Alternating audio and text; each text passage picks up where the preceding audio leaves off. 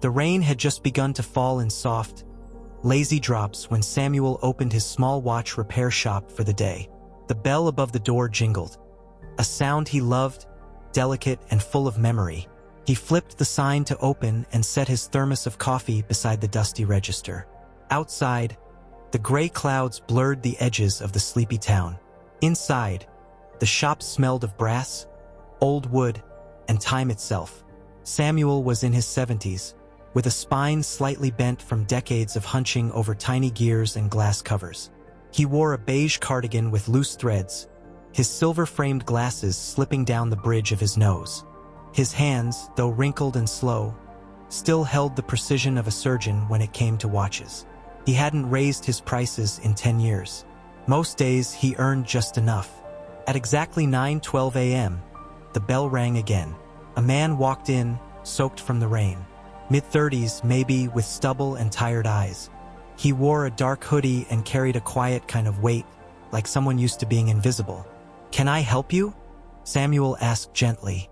The man pulled something from his pocket and placed it on the counter. A broken wristwatch. The strap was cracked, the glass chipped, but the design was unmistakable. Vintage, handmade, a timepiece from another era. "It doesn't work," the man said, "but it belonged to someone important." Samuel picked it up carefully, turning it in his palm. "I see. This one's special." The man nodded. "I can't pay you. Not right now." Samuel looked up, expression unreadable. "I'll fix it anyway." The man blinked. "Why would you do that?" Samuel smiled faintly. "Because some things are worth fixing, even when it doesn't make sense on paper. Leave your number. It might take a while." The man scribbled a number on a receipt slip and left as quietly as he came. Samuel stood for a moment, watching the door. He sat down at his workbench, placing the broken watch under the lamp. The minute hand had fallen off, gears jammed with RU. Halfway through cleaning the movement, Samuel noticed something curious. A tiny engraving on the inside case back. It read, "To M. All my hours belong to you. You see." He paused. Such intimate words hidden inside. Whoever this watch had belonged to, they had given it with real love. And whoever carried it now, carried more than just metal. He continued working through the afternoon. Rain tapped against the window. The tick of the repaired balance wheel brought a small smile to his face. For a moment, the shop felt alive again. When he finally leaned back and stretched, the watch sat gleaming on the velvet pad. Still a little worn, but beating once more. "There you go," he whispered. "Back to life." And yet, Samuel couldn't shake the feeling that this was no ordinary repair job. Something about the man, the message, the way the watch had found its way here, felt like a story was unfolding, and he was just on the first page. 3 days later, the bell above the shop jingled again. Samuel looked up from his magnifying glass, expecting a regular customer asking about a battery replacement or a wall clock tune-up. But it was him, the quiet man in the hoodie. His eyes fell instantly on the repaired watch resting on the velvet tray behind the glass. "I didn't think you'd really do it," he said, stepping closer. Samuel smiled, motioning toward the display. "I keep my promises." The man picked it up gently, his hands trembling slightly. The glass was smooth now, the hands ticking cleanly, the strap replaced with supple leather. His thumb brushed over the case. When he flipped it over and saw the engraving, his breath caught. "I didn't know this was here," he whispered. Samuel tilted his head. "You said it belonged to someone important." "Who was he?" The man swallowed hard. "My mother. It was a gift from her husband, my stepfather. He passed away before I ever knew him. She wore this watch every day for 15 years, even after he was gone. Said it made her feel like he was still with her." Samuel's gaze softened. "And when did she pass?" The man looked down. "Last winter. Cancer." There was silence between them, only the rain tapping outside again. "I'm sorry," Samuel said sincerely. The man nodded, wiping his eye with the back of his hand. "She wanted me to have it. I dropped it the day after her funeral. Couldn't afford to fix it. Didn't even know where to start." Samuel gently pushed a small envelope across the counter. Inside is your claim slip. No charge. The man looked stunned. But why?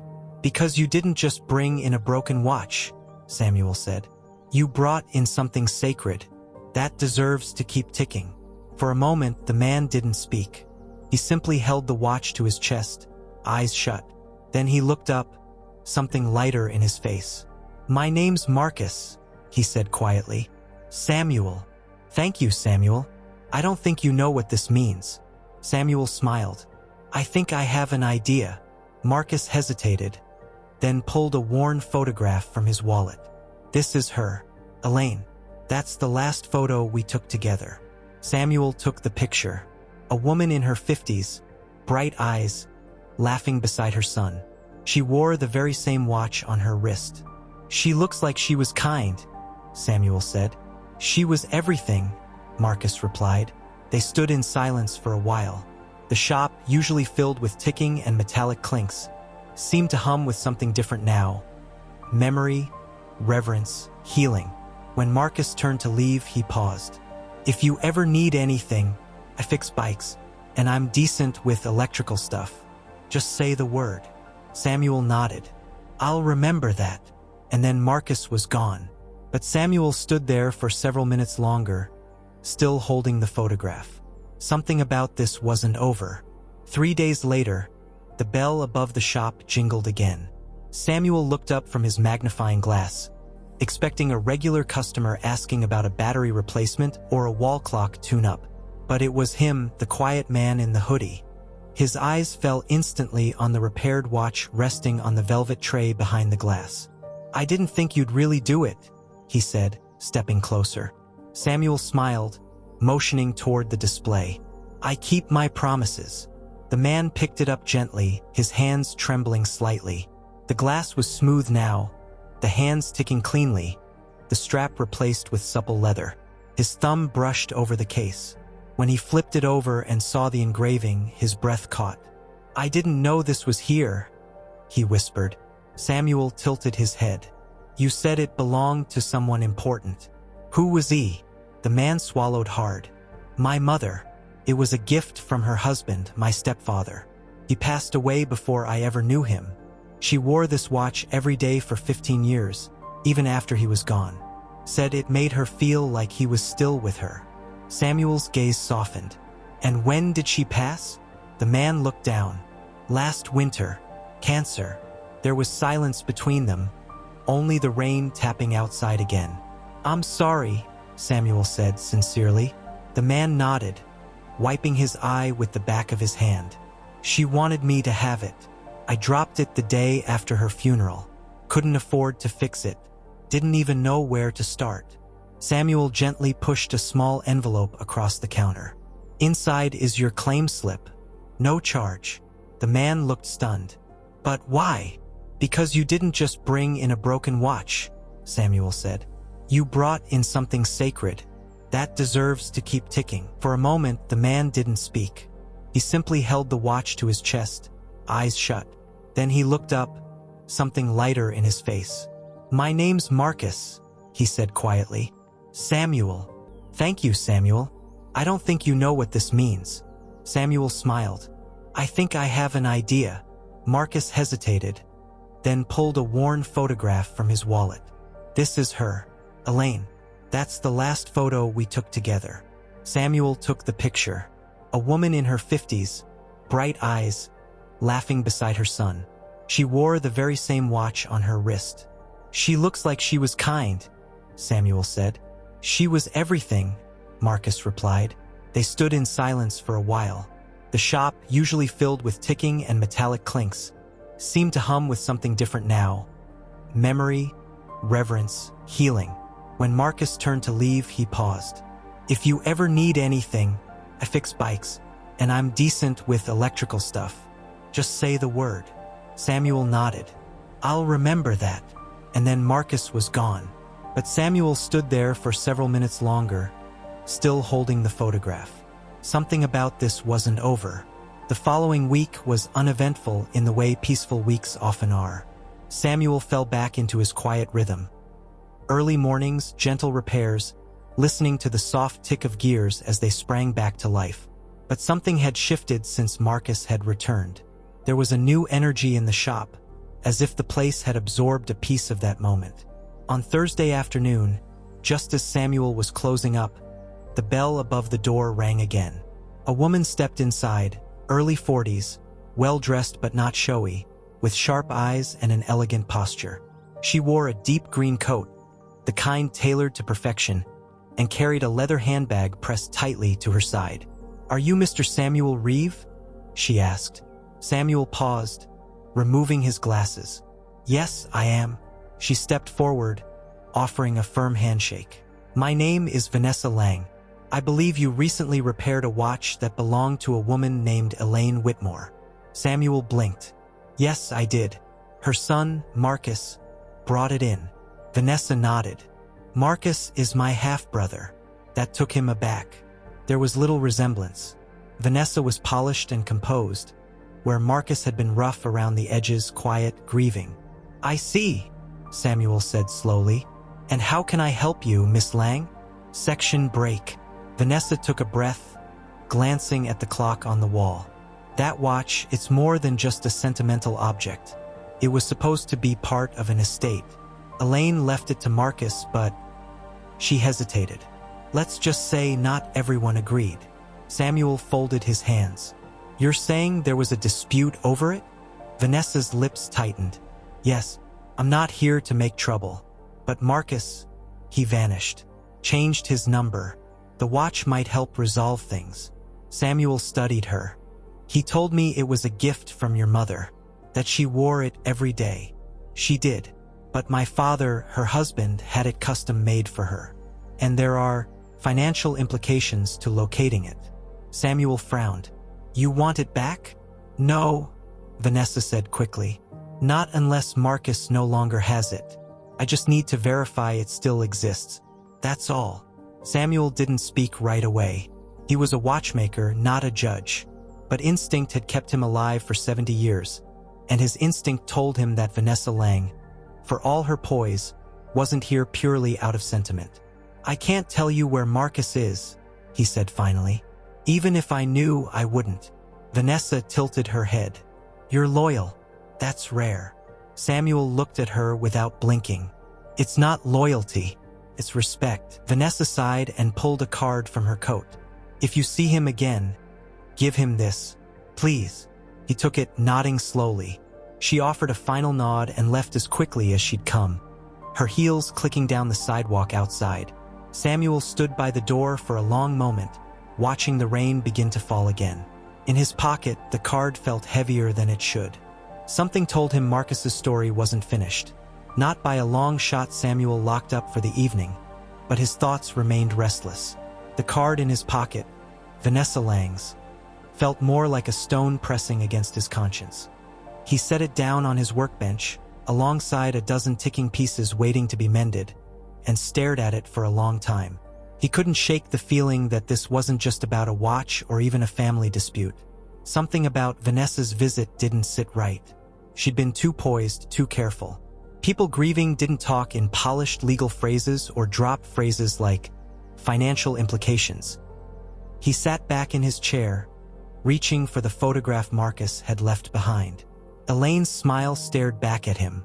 He traced the image with a gentle finger, then turned to the small filing drawer where he kept oddities, things left behind by accident or fate. There, nestled between an old compass and a monogrammed pen, was Marcus's claim slip. The bell above the door jingled. "Mr. Kane," Vanessa greeted, voice lined with false warmth. "I thought I'd check in, see if you'd had any luck finding that claim slip." Samuel wiped his hands on a rag and met her gaze. "I found something," he said slowly.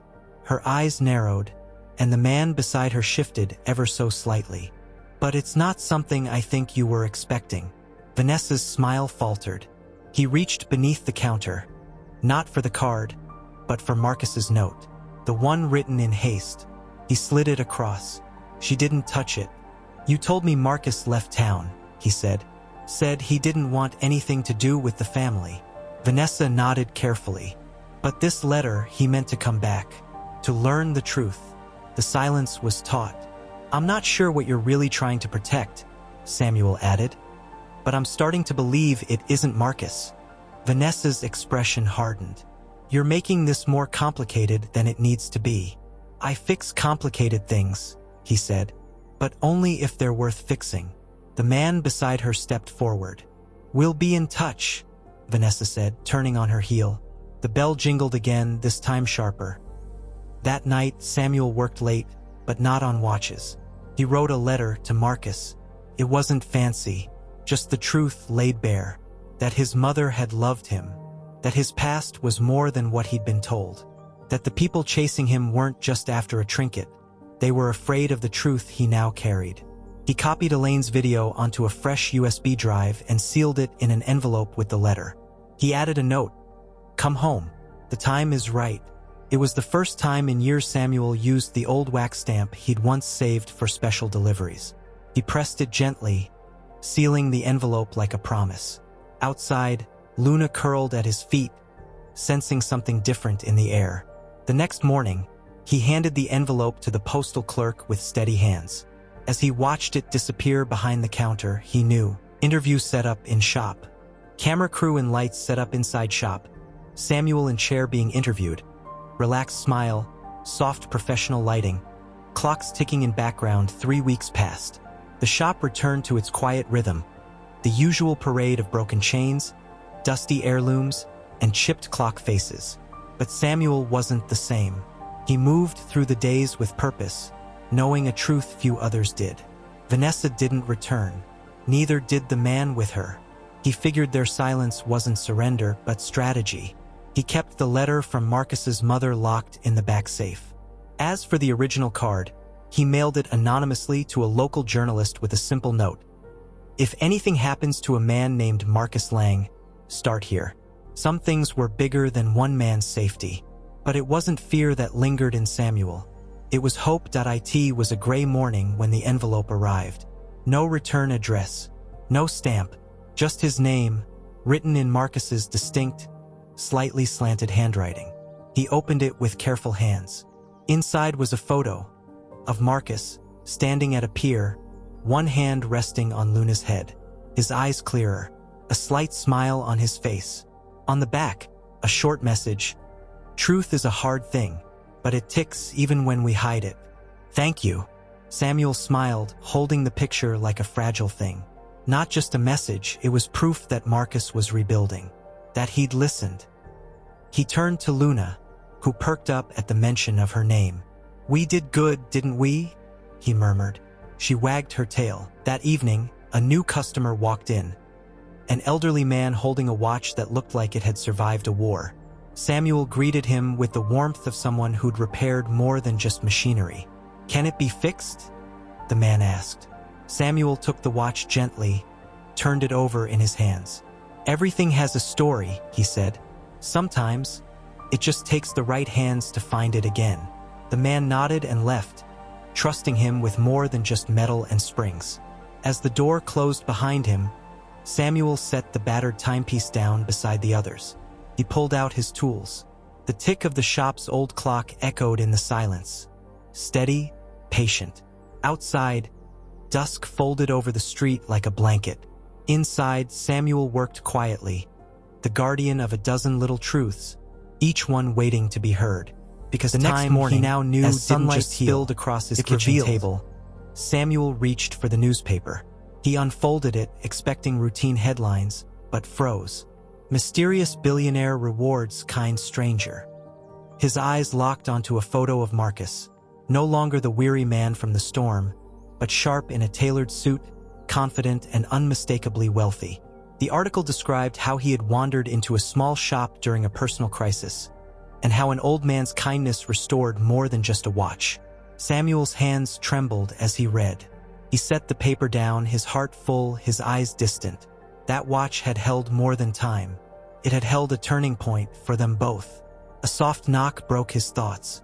At the door stood a young woman, early 20s, with a press badge clipped to her coat.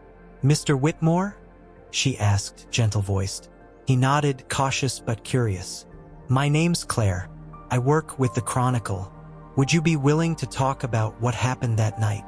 Samuel glanced past her, to the still street, the quiet world that had kept its secrets for so long.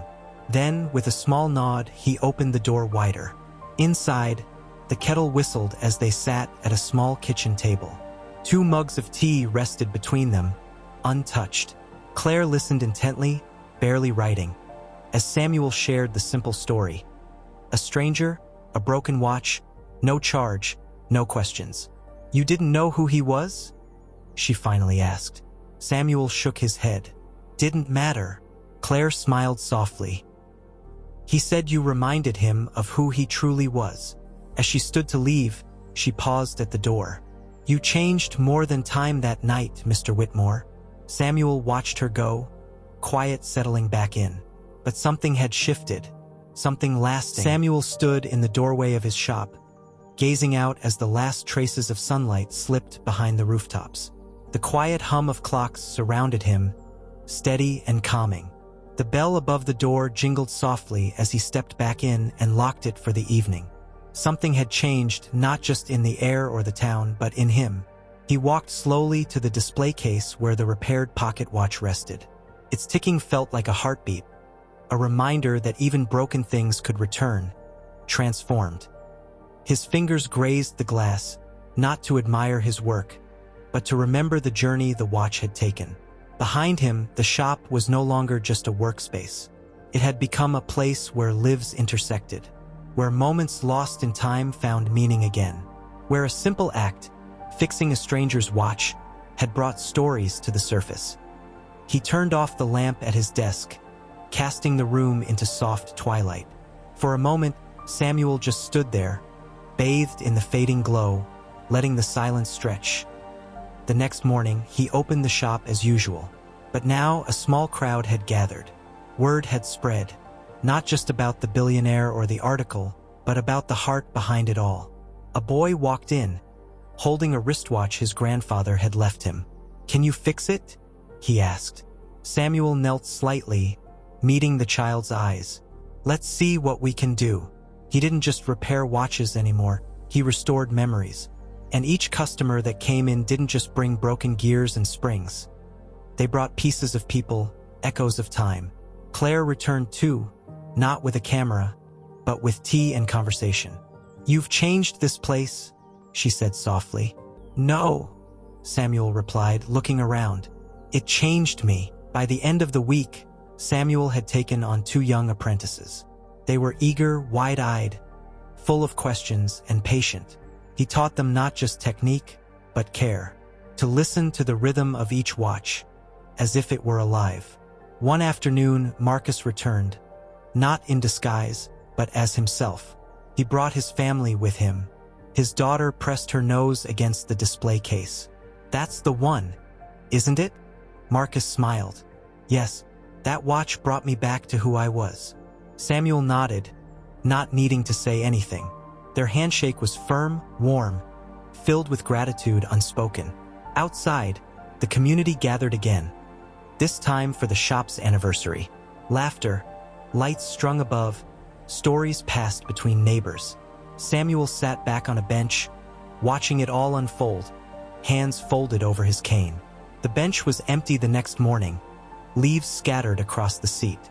But inside the shop, life ticked on. Apprentices adjusting magnifying glasses, customers arriving with stories. The bell over the door rang again and again. In the corner, a new display case had been added. Inside was the pocket watch, no longer cracked, still ticking. A plaque beneath read, "The one that started it all." Samuel stood beside it, gazing at it with quiet pride. But when asked about it, he always said, "It's not about the watch. It's about the time we give each other." And in that small shop, tucked on a quiet street, people continued to come. Not just to repair what was broken, but to reconnect with what mattered. Because time, after all, wasn't just something you kept on your wrist. It was something you shared, with purpose, with people, with heart. Months passed. The seasons turned, and with them, so did the town. But Samuel's shop remained a quiet constant, like the steady tick of the clocks lining his walls. Children who once peered in through the windows now came inside to learn. Retired men stopped by with old watches and older stories. Young couples came in for engagement gifts, choosing timepieces over diamonds. Samuel watched it all, the way one might watch the hands of a clock move. Not hurriedly, but with trust that every tick carried meaning. Claire had written a follow-up article, not about a billionaire this time, but about Samuel himself. The watchmaker who repaired time, the headline read. It spread online faster than he could have imagined, but he barely noticed. He was in the back, polishing the watch that started it all, the velvet beneath it newly replaced. He didn't need the world's attention. What mattered was that people kept coming, not to marvel, but to feel seen. Section 2, 1,900 characters. On a rainy Thursday, Samuel received a letter. Handwritten, elegant cursive. No return address. Dear Samuel, I never told you the full story. That watch, it belonged to my father. He passed it to me before he died, and I let it break. When you repaired it, you repaired a piece of me I thought was lost forever. Thank you for reminding me who I was. Signed only with an M. Samuel smiled faintly, folded the letter, and placed it in a small wooden box under the counter. The same one where he kept old customer notes and photographs. That night, he sat by the window in his kitchen, sipping tea. Outside, the streetlights flickered in the drizzle. He watched the reflection of the watch shop across the glass. The name above the door, Whitmore Timepieces. But it wasn't the name that made him proud. It was the silence filled with ticking hearts, quiet gestures, and the timeless truth that kindness, once given, always returns. One afternoon, a boy of about 10 wandered in, holding a wristwatch far too old for him. It was my granddad's, he said shyly. It doesn't work, but Mum says it ticked the day I was born. Samuel knelt to his level and examined the piece. A cracked glass, worn strap, but beneath it, life. Let's see what we can do, he said. They sat together, the boy wide-eyed as Samuel opened the back, showing him the delicate gears. It's like a heart, the boy whispered. Yes, Samuel replied. It just needs a little care to beat again. And when the watch ticked, the boy gasped. It's alive. Samuel smiled. It always was, just needed to be reminded. He handed it back, and the boy ran out, calling, Thank you, Mr. Timefixer. Samuel laughed softly, the sound echoing in the quiet shop. That night, he picked up Marcus's old watch again, the one that had changed everything, and held it in his palm.